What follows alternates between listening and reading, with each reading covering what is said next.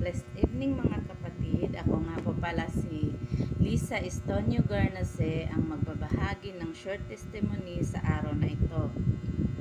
Ngayon po pala ay September 19, 2025 at ang ibabahagi ko pong Bible verse ay nasa Roma 12 verse 2. Ang sabi po dito, huwag ninyong tularan ang mga pag-uugali ng mga tao sa mundong ito.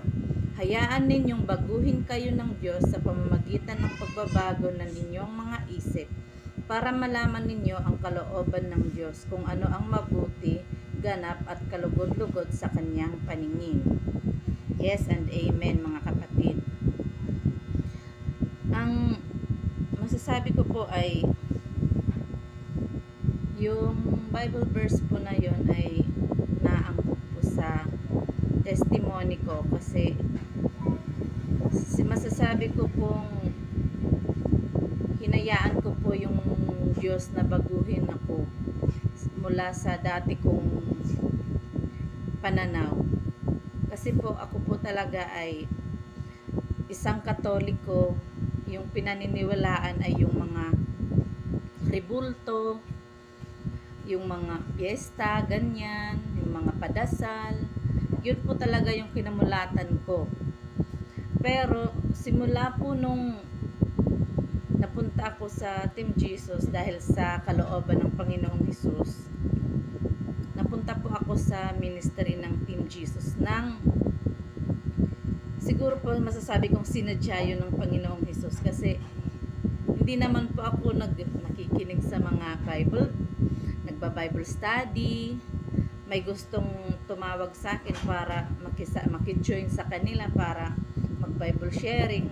Inaayawan ko po yung mga yun. Pero dahil sa kalooban po ng Panginoong Hesus, dinala niya po ako sa ministry ng Team Jesus sa pamamagitan ng live. Ginamit niya pong instrumento ng isang live dito sa Facebook.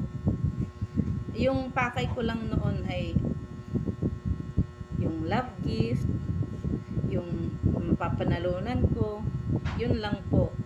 Tapos parang unti-unti pong na hindi ko namamalayan na unti-unti na palang binabago ng Panginoong Hesus yung pananaw ko na habang araw-araw akong, ay hindi naman po yun araw-araw kasi parang every Saturday, every weekend lang po yung Bible study ng Team Jesus dati. Pero lagi po akong nag-a-attend. Tapos parang unti-unti pong nagiging routine ko na yung morning devotion, evening devotion, yung pakikinig sa mga word of God. Parang nai-a-apply ko na siya sa sarili ko. Dito ko natutunan na hindi pala dapat yung mga rebulto yung papaniwalaan ko kasi wala palang magagawa yung mga rebulto. Dapat pala yung papaniwalaan natin is yung banal na espiritu, yung Diyos Ama, Diyos Anak at yung Holy Spirit. Hindi yung mga rebulto, hindi si Maria. Yun po parang masasabi ko pong pag hinayaan mo po talagang kumilos ang Diyos sa buhay mo ay yung ipagkatiwala mo yung sarili mo sa Kanya, hindi mo namamalayan na unti-unti ka na pala niyang binabago. Praise God kasi masasabi kong binago niya yung pananaw ko, binago niya yung paniniwala ko.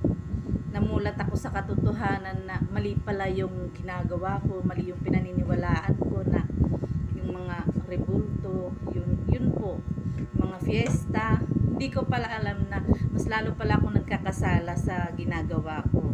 At praise God kasi pinakita yun ng Holy Spirit sa akin na dapat dito ka, anak dito ka. Ito yung para sa'yo. Dito ka nararapat. Yung po, siguro po kung i-submit po natin yung sarili natin sa Diyos at hayaan nating baguhin niya tayo kasi pag tayo lang hindi po natin kayang magbago. Mahirap po yun kung tayo lang. Pero praise God, masasabi kong isinuko ko yung sarili ko sa Panginoong Hesus. Kaya siya yung kumilos para sa akin para tulungan akong magbago.